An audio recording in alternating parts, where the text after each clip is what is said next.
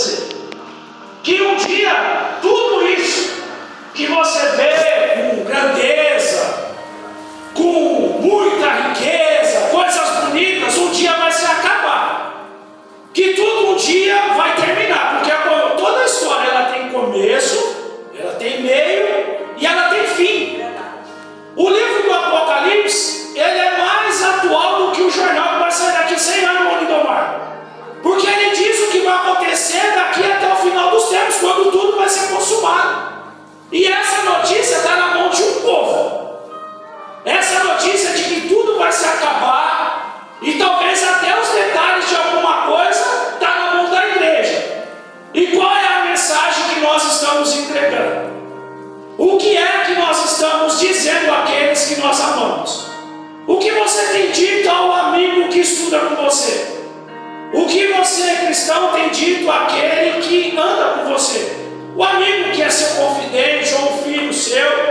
Você tem anunciado que tudo aqui vai se acabar e que aquele que está em Cristo, esse tem vida eterna, mas aquele que não está, esse já está condenado, porque essa não é a mensagem do Alex ou a mensagem de qualquer outro pregador. Essa é a mensagem do Evangelho. E essa palavra que nós temos aqui, ela avisa do que está acontecendo.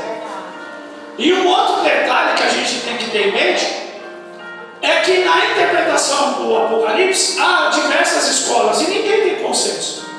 E isso é secundário, porque isso nos diz respeito à salvação. Alguns especulam que Cristo vem antes, né? E a igreja é arrebatada antes. Outros acreditam que a igreja é arrebatada na metade. E outros acreditam que a igreja é arrebatada depois da tribulação.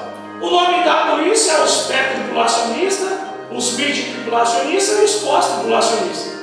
Se você juntar 30 teólogos que estudam aí a mensagem do fim dos tempos, você não vai ter consenso nenhum, porque dentro de tudo isso se diverte. Mas o que há em comum entre todos é que Jesus vai voltar, e essa é a certeza. Essa é a certeza que a igreja tem que ter. Irmão, se a gente vai subir depois, no meio ou antes, o importante é você estar lá e você subir. O importante é no dia que a trombeta tocar e ele te chamar, você ouvir, você estar com ele para sempre.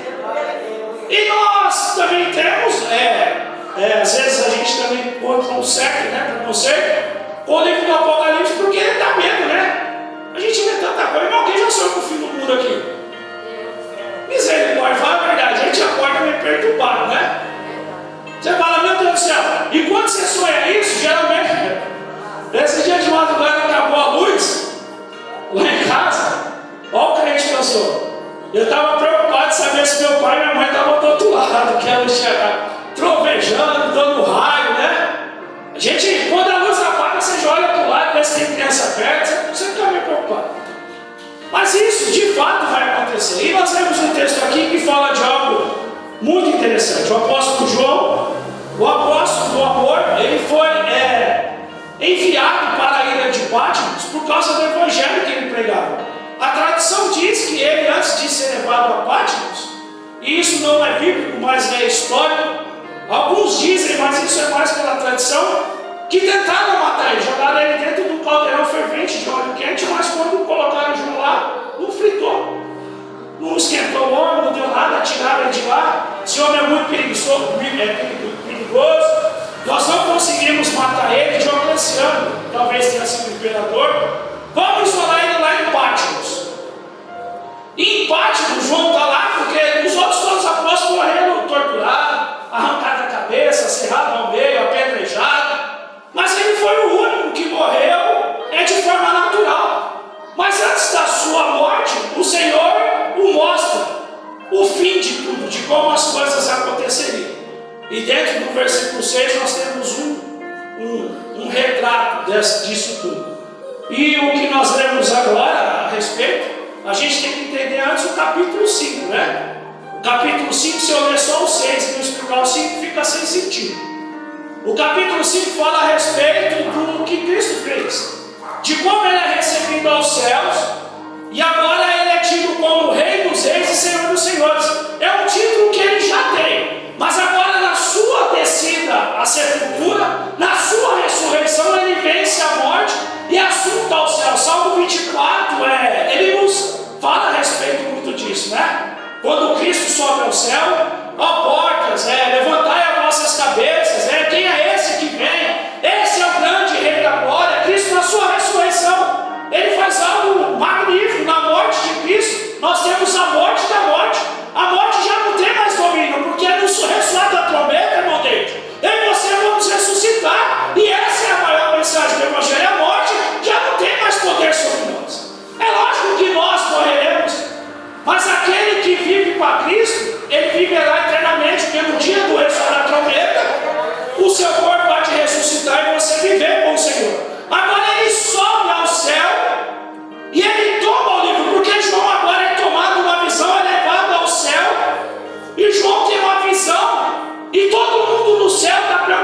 João está chorando. Leia o capítulo 5 depois.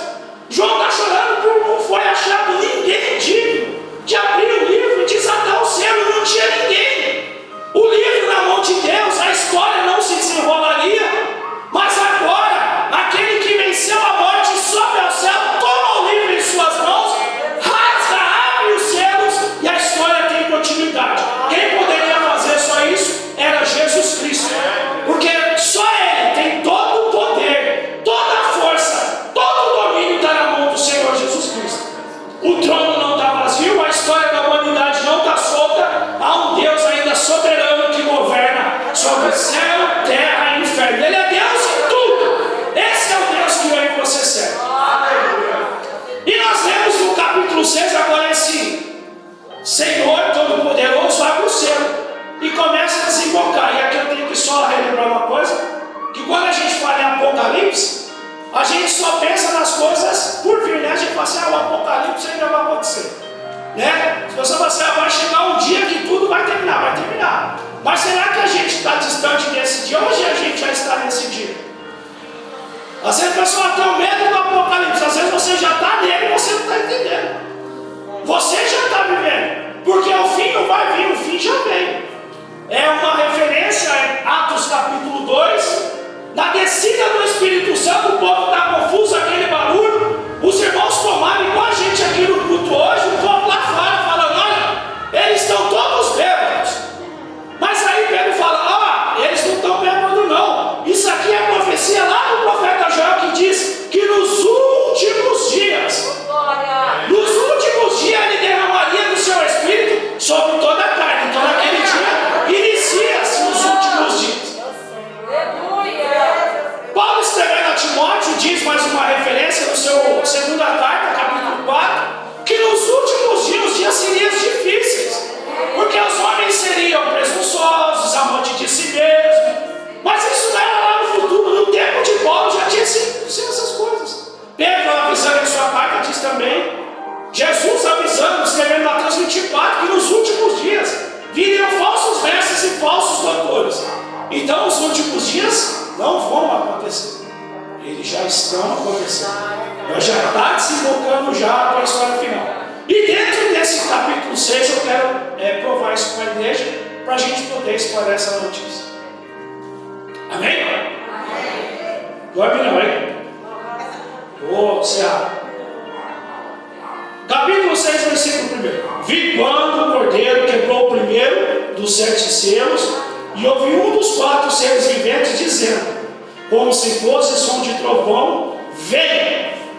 E vi então, eis um cavalo branco, o seu cavaleiro tinha um arco, e foi-lhe dado uma coroa, e saiu vencendo e para vencer. Olha, a primeira ação de Cristo, quando ele sobe ao céu e abre o primeiro selo, é dar poder.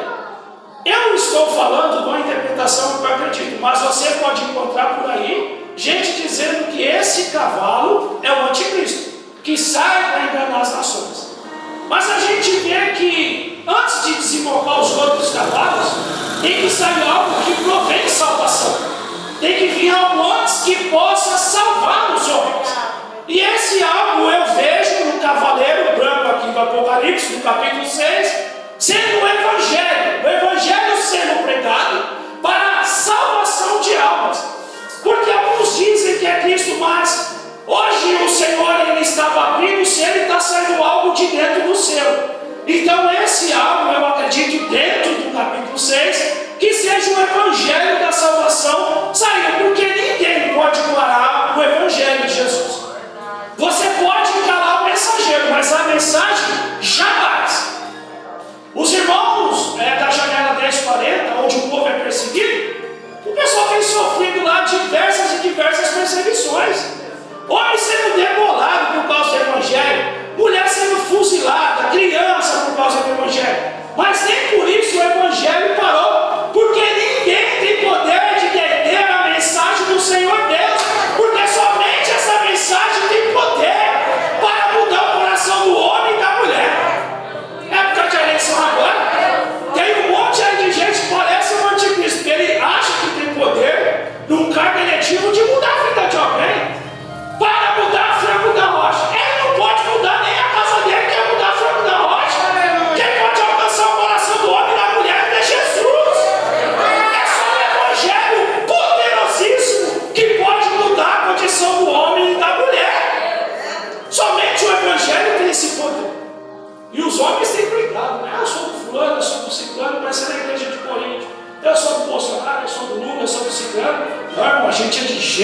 Jesus Cristo, aquele que morreu e ressuscitou por mim.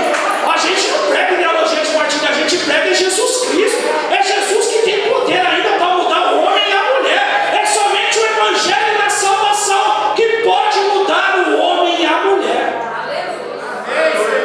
E esse Evangelho, Cavaleiro Branco, sai para vencer, porque tem que sair essa mensagem. E a gente vê a força do arco, coroa, saindo vencendo para vencer, irmão. Isso só é coisa dada por Deus. O inimigo não tem poder de ser vencedor eternamente. Na verdade, ele já é um eterno derrotado. A única coisa que pode ser vencedor, vencendo, saindo para vencer e vencer, é o Senhor Jesus Cristo e a sua mensagem. Mas vamos agora para o segundo selo, que eu acho que daqui fica um pouco mais interessante. E a gente vai compreender com mais clareza a respeito do dia que nós estamos vivendo. É só você reparar um pouco, você já vai notar isso.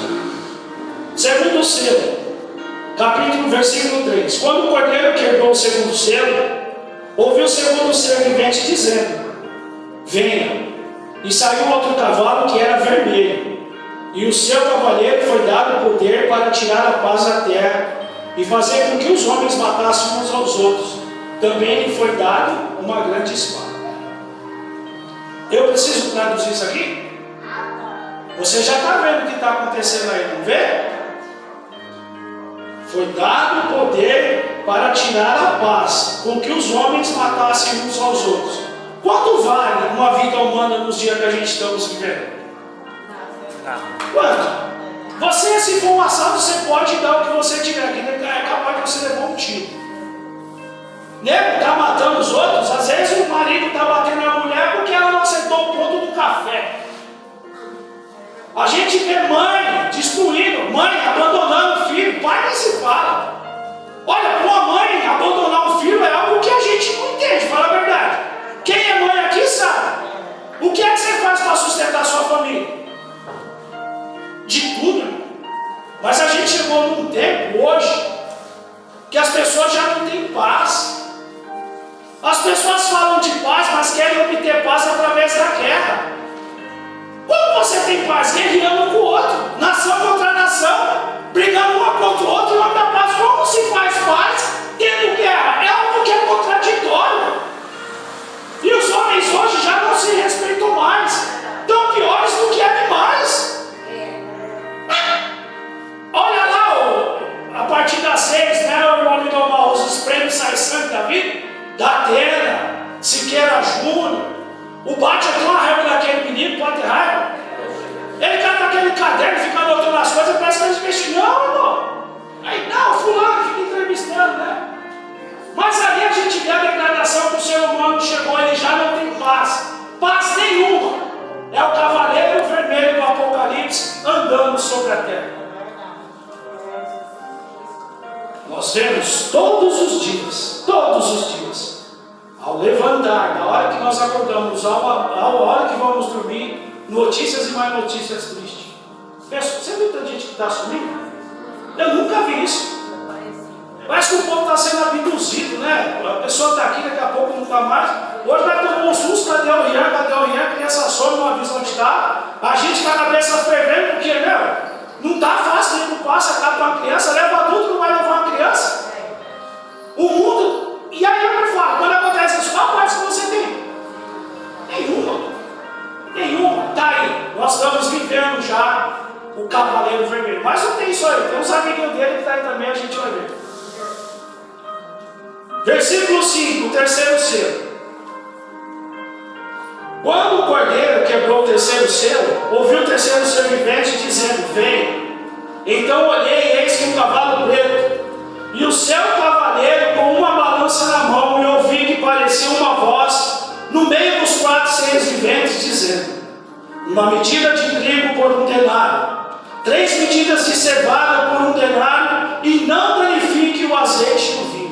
Olha como isso é atual e recente. 1 denário equivale, naquela época equivaleria um dia de trabalho. Um dia de trabalho. Eu vou chutar por baixo aqui, eu quero que vocês me ajudem. Quanto vale uma diária hoje? As irmãs que trabalham, uma diária uma diária, né? Bem paga aí, pode ser menos, tem gente que cobra mais. Mas naquela época era o seguinte, ó, é um denário, um dia de trabalho por 1 quilo de trigo. Ele está falando que lá, agora, acontecendo, será um dia de trabalho por 1 quilo de trigo. Mas eu não como trigo, mas você come arroz. Quanto é o pacote de arroz? Quanto é o litro de óleo? Aquele arroz que nós compramos de 13 é 1 grão transformado em 5, quebrado, não é verdade? Você tem que comer isso. Quanto está valendo 1 litro de óleo? Quanto está o preço do botijão de gás? Um dia de trabalho sobra dinheiro para você fazer outra coisa? Ou só é o dinheiro que você ganha para você comer? A fome está instalada. Todos os dias. Não vai acontecer, nós já estamos vivendo. As dores de parto, o que dizem a respeito do fim dos tempos das dores de parto? É o exemplo mais claro que eu tenho. Uma mãe vai ter um filho, primeira contração. Para a segunda demora. Vocês que já são mãe? Da primeira para a segunda, da primeira contração vai, da outra demora um pouco, não é? E quando a criança vai nascer, como o filho? Em seguida, né? Fui levar uma vez a esposa do Diego, do missionário Diego, a Tamires, para ganhar, sair pulando lombada aqui, daqui em Caeiras, quase que ele nasce no carro. Eu querendo ajudar, quase atrapalha. Mas porque a contração estava rápida, a bolsa estourou e nós saímos correndo. Irmão, a bolsa já está para estourar. Jesus já está para botar, os sinais estão aí, irmão.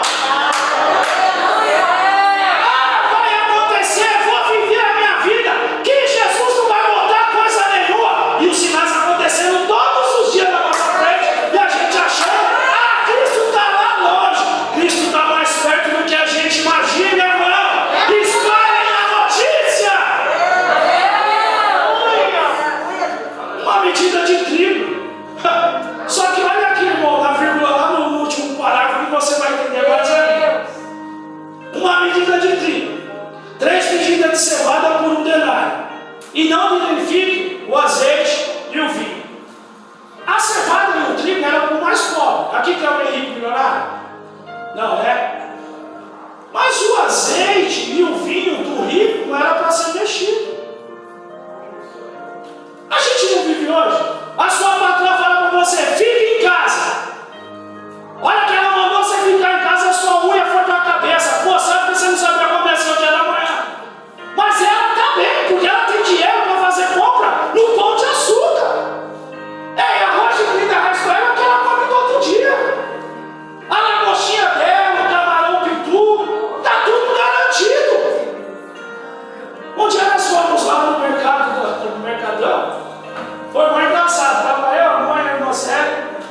Ela foi pegar uns minutos de porco lá, a gente gosta do sarapatel. Eu gosto, eu não como a tripa, né? Mas tem gente que faz, minha mãe está lá pegando, né, uns minutinhos de porco, umas tripas.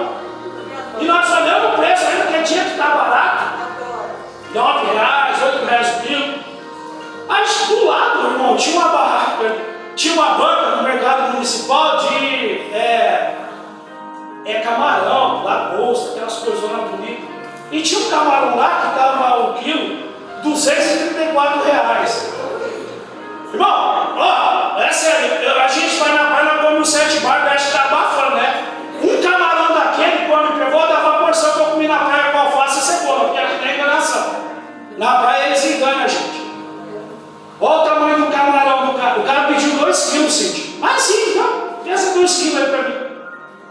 Isso eu estou usando para exemplificar isso, porque o rico não é para mexer no que ele tem. Porque a raça de cristão, a maioria de nós é pobre. E nós estamos, irmão, dispostos a adorar a Deus em toda e qualquer situação. Sendo com muito ou sendo com pouco, você adora a Deus? Tem um armário cheio, um armário vazio, adora a Deus? Tem a conta em dia ou uma atrasada, você adora a Deus? Estando doente, estando só, você ainda continua adorando a Deus? A história não está solta, ele tem governado, ele tem tudo na mão, ele sabe o que você está passando.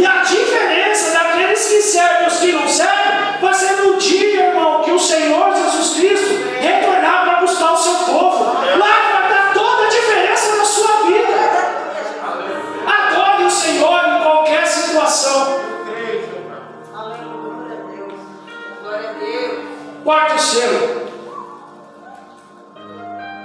Quando o cordeiro quebrou o quarto selo, ouvi a voz do quarto ser vivente dizendo: vi então eis um cavalo amarelo, o seu cavaleiro se chamava a morte, e o inferno o estava seguindo. E lhe foi dada autoridade sobre a quarta parte da terra, para matar a espada, o que nós já vimos lá no segundo selo, para matar pela fome, o que nós vimos agora, e com mortandade e por meio dos animais selvagens da terra. Os homens desobedecem a Deus, vem juízo de Deus. O quarto selo é aberto, o cavalo amarelo vem. Alguns dizem que é a mortandade, é as doenças, e é o que nós estamos vivendo hoje. Os dias são difíceis. Quantas e quantas crises de doenças nós já enfrentamos? Essa é a maior, que acho que todos que estão aqui viram. Parou o mundo. E a notícia ruim é que não vai parar, é que virá mais e mais, que ficará cada dia mais difícil. Mas nós temos uma mensagem que nos alerta disso, porque não é para nós ficarmos surpresos, porque tudo faz parte do cumprimento da palavra de Deus. O homem tenta mudar a história, mas a história está na mão de um Deus soberano. Ele sabe o que está fazendo. Eu não sei, mas Deus certamente sabe tudo que Ele está fazendo. Isso aqui não é uma mensagem para tirar o fervor da igreja. No final de contas, ela é uma mensagem para dar mais vida à igreja, para nós regozijarmos mais. Porque tem um povo que já está marcado, já está selado e vai morar com Ele. Aleluia. O impenitente há de sofrer, nós vamos ver um pouquinho mais para frente. Mas está aqui a espada, a fome, a doença e os animais selvagens. E aqui a gente tem que ter noção. Lembra que animal, que peste de animal nós temos matando a pessoa aí? Paulo escrevendo aos Coríntios, ele fala que enfrentou férias em Éfeso. Segundo Coríntios, capítulo 5. Os animais não é o gato, não é o cachorro, não é o escorpião. Quem é que está se portando como animal hoje em dia? O homem. O homem está se portando de uma maneira que só Deus. E às vezes a gente fala assim, acha que nem Deus dá jeito de sair antes dele, claro. Mas Deus dá jeito, porque Deus deu jeito em nós. Deus pode dar jeito a qualquer ser humano que clame o nome dele. Qualquer um que chame o Senhor pode ser. O mais pecador dos homens, diante de Deus, ainda tem perdão. Porque o nosso Deus é amor. Deus não dá amor, Ele é o amor. Ele é totalmente diferente. É um amor incondicional. E aí que está o incondicional da palavra. Eu te amo porque você me dá algo em troca. Se Deus me amasse dessa maneira, eu estava lascado. É bem que eu estou para Deus, é pular cerca, fazer coisa errada. Mas mesmo assim Ele continua amando, Senhor. Mesmo assim Ele fala, eu te amo. Você chega aqui, Deus levanta. Às vezes eu já falei isso e repito de novo. A gente faz as coisas da gente, às vezes fala assim, não vou para a igreja não. Eu não vou para a igreja não, que chega lá, não vai levantar o dedo, vai me envergonhar, vai acabar comigo. Eu tenho vergonha do que eu fiz, eu não sei, não vou mais. Aí chega aqui, irmão, o que Deus tem para você, eu te amo. Olha, filho, eu te escolhi para uma grande obra, ele começa a falar do plano que ele tem na sua vida. Porque esse é o amor de Deus. Esse é o amor de Deus. Quinto selo. Eu vou rápido para a gente acabar no horário. Amém? Todo mundo ainda, né? Quando o cordeiro quebrou o quinto selo de debaixo do altar, a alma daqueles que tinham sido mortos por causa da palavra e por causa do testemunho que deram, clamaram com voz forte, dizendo: até quando, ó soberano Senhor, santo e verdadeiro, não julgas e nem vingas o nosso sangue dos que habitam sobre a terra. Então a cada um deles foi dada uma veste branca e foi pedido que repousasse ainda por um pouco de tempo, até que também se contemple o número dos seus conservos e seus irmãos que iam ser mortos, como eles tinham sido. A Bíblia ela fala de homens que morreram por causa do testemunho da palavra. Ao você estudar um pouco de história da igreja, você vai ver que teve homem que morreu porque não negou o Senhor. O martírio dos irmãos, cerca de 300 mil cristãos, no segundo século, pelos imperadores romanos, foram mortos por causa do testemunho da palavra. Eles não negaram de maneira alguma ao Senhor Jesus. Eles não concederam nada em troca da sua vida. Eles estavam dispostos a morrer. Os pré-reformadores, Savonarola, William Tyndale, homens que traduziram a Bíblia do grego, do latim, para a língua materna deles, que era o inglês, eles foram mortos por causa desse testemunho. Homens e mulheres têm sido mortos nesse momento por causa da mensagem. E João fala que quando ele está lá, ele olha debaixo do trono, esses homens pedindo vingança. Até quando, Senhor? Vamos estar aqui, o Senhor não vinga. Mas a vingança ali que a gente vê aqui ao estudar, não é uma vingança pessoal. Senhor, porque tem gente que ora. Vou usar um exemplo aqui. Mata, vou usar minha mãe. Mata a pastora ali. Senhor, mata aquela mulher. Porque tem gente que ora assim, irmão, tem cada oração, é por isso que Deus não ouve. Senhor, tira essa pedra de tropeço da minha vida. E você também é pedra de tropeço na vida de alguém.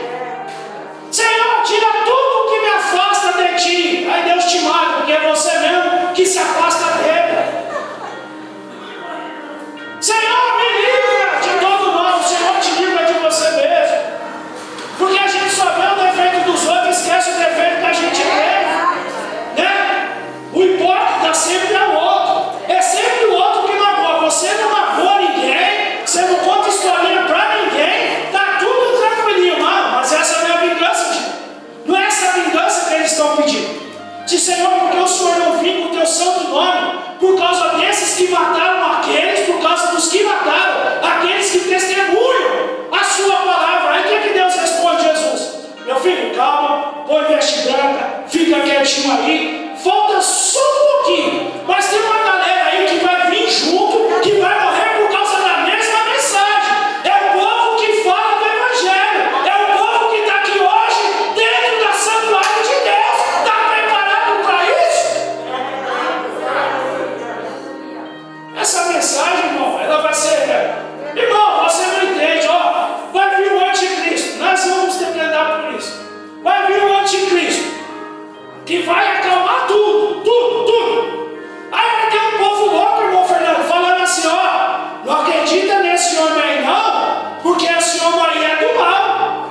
Sabe que você está ficando louco? O homem deu jeito na saúde, deu jeito na guerra, tem emprego para todo mundo, o salário mínimo saiu de 900 e poucos reais e foi para 5 mil, e você continua, está falando que esse homem é ruim? Só tem um povo que tem essa mensagem, e essa mensagem vai levar nós para a prisão, e se possível até para o martírio, porque a palavra testemunha não é testemunhar em algo a favor, é a palavra mesmo usada para mártir.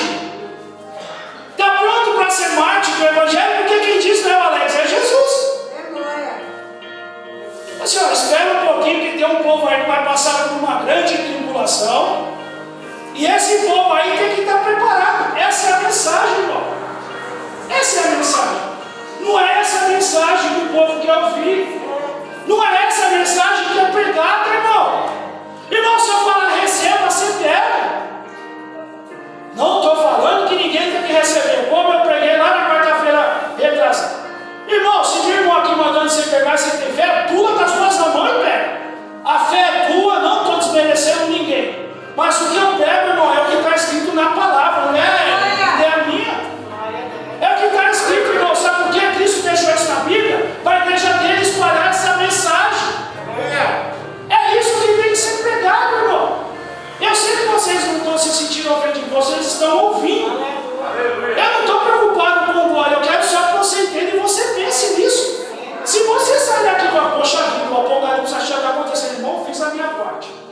Tem gente que fica aqui, abre a boca,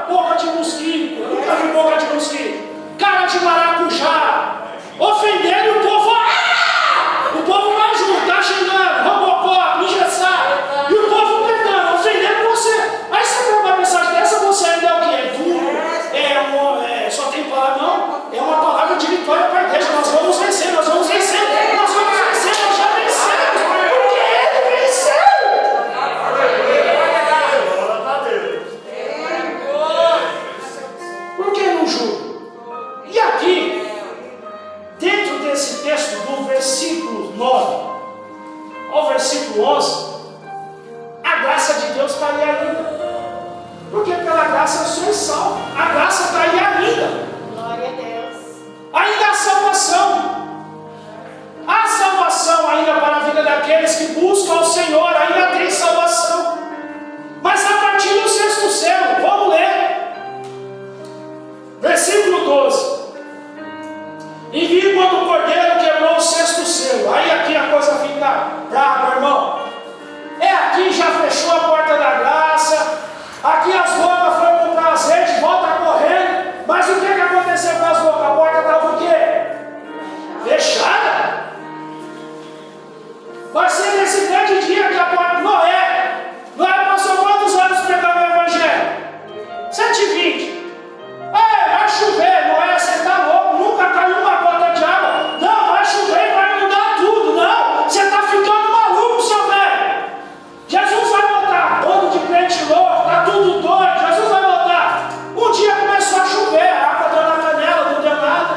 Foi subindo. O Senhor, quem fechou a porta da arca? Deus. O próprio Deus fechou a porta da arca e salvou Noé e a sua família somente. E nesse dia aqui vai ser a fechada da porta, porque é o que acontece. O sexto selo. Vi quando o cordeiro quebrou o sexto selo. Houve um grande terremoto, o sol se tornou negro, como um pano de saco feito de crina. A lua ficou toda vermelha como sangue. As estrelas do céu caíram sobre a terra, como uma figueira deixa cair os seus filhos, verdes quando sacudida por um vento. E o céu recolheu-se como um pergaminho quando se enrola. Então todos os montes e as ilhas foram movidos do seu lugar. Os reis da terra, os grandes, os comandantes, os ricos, os poderosos, e todos os escravos, e todos os livres, se esconderam nas cavernas e nos penhascos dos montes, e disseram aos montes e aos rochedos: caiam sobre nós e nos esconda da face daquele que está sentado no trono e da ira do cordeiro, porque chegou o grande dia da ira deles, e quem poderá subsistir? Um dia a porta vai ser fechada, um dia não vai ter mais a igreja pregando, um dia todos terão que se dobrar diante do grande rei, nem que os seus joelhos tenham que ser quebrados, porque todos vão ter que confessar que só Jesus é o Senhor. Aleluia! Será o dia da sua redenção, igreja. Será o dia que você se livre de toda a dor, de toda a tristeza, de toda a amargura. Será no grande dia do Senhor. Você já está marcado. 5 minutos, esse grande dia vai ser terrível. Ezequiel, livro do profeta Ezequiel. E eu termino aqui. Porque capítulo 9. Bom, Fernando, já tirou, né? Tirou? Não. 9. Jerusalém foi subjugada. O Senhor falou: por causa do seu pecado, vocês vão sofrer o castigo. Olha como é terrível para quem não está em Cristo Jesus. Isso não é o fim, a destruição de Jerusalém, mas ele aponta para uma profecia maior. Irmão Fernando, nós vamos ler até o versículo 7. Eu vou ler aqui no telão. O castigo de Jerusalém, você pensa isso no grande dia do Senhor. E eu termino aqui. Então me gritou aos ouvidos com grande voz, dizendo: fazei enxergar os intendentes da cidade, cada um com as suas armas destruidoras na mão. E eis que viam 6 homens a caminho da porta superior, que olha para o norte, cada um com a sua arma destruidora na mão. E entre eles um homem vestido de linho, com um tinteiro de escrivão à sua cintura. E entraram e se puseram junto à porta de bronze. É bronze, né? Isso. E a glória de Deus se levantou de sobre o querubim, sobre a qual estava, indo até a entrada da casa, e clamou ao homem vestido de linho, que tinha o tinteiro de escrivão à sua cintura. E disse-lhe o Senhor: passe pelo meio da cidade, pelo meio de Jerusalém, e marca com um sinal as testas dos homens, que suspiram e que gemem por causa de todas as abominações que se cometem no meio dela.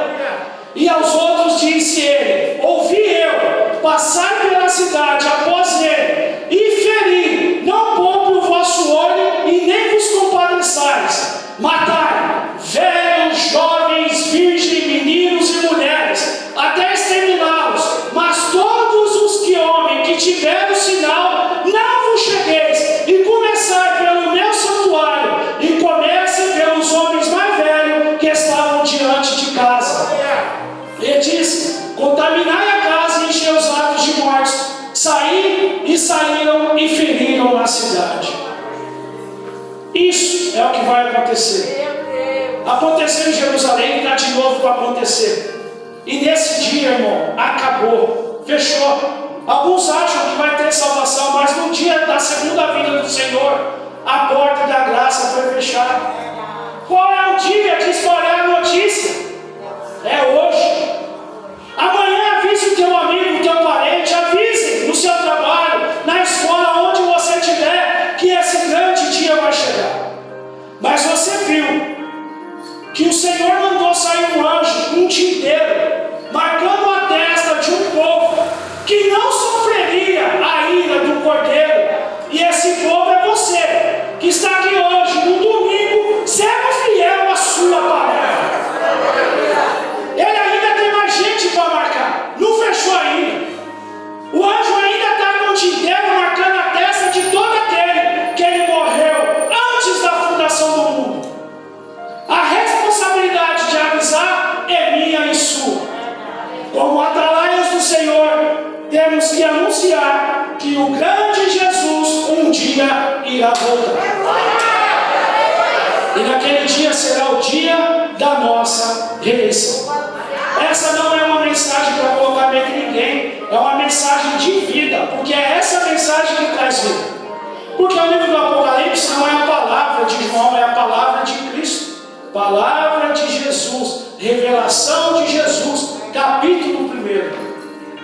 E aqui você pode estudar e você chegar à conclusão do que eu falei. Mas, irmão Alex, eu não acredito desse jeito. Mas no final das contas a gente vai concordar que tem um povo que vai ser salvo, que a graça ainda de Deus está permanente e que essa mensagem é a igreja que tem. Que o Senhor possa abençoar e no dia da grande som que a trombeta tocar, a igreja santuário de Deus possa estar junto com o Senhor nos céus. Amém? Palmas ao Senhor.